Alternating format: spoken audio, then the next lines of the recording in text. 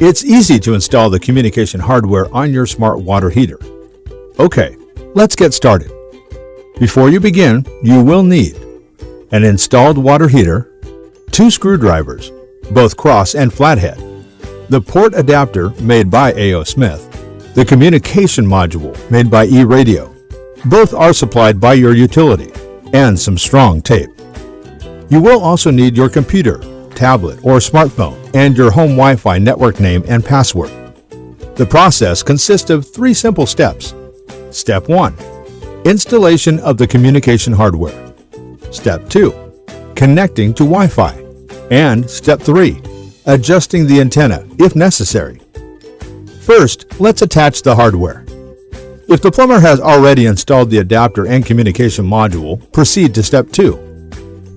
Start by turning off the power to the water heater at the main panel breaker.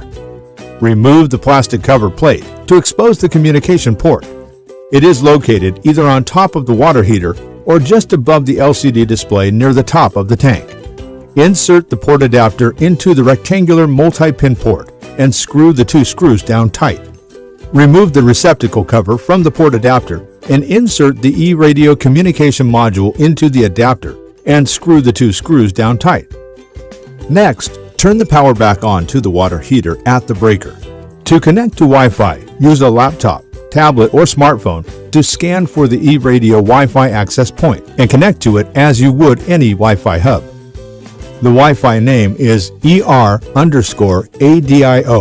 and your password is 1234567890. Now, open a web browser and go to this URL, 192.168.1.1/, and press enter. You should see an eRadio web page. Click Scan for Wi-Fi networks, then select your home network. If your Wi-Fi network is protected, you have to enter your password 2 times, then click Next.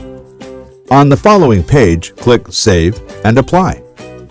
Once the Wi-Fi setup is done, it's time for a 5-minute break while the system completes the connection. Look for the small green light on the communication module. If the module is receiving a strong FM radio signal, it will blink several times a second.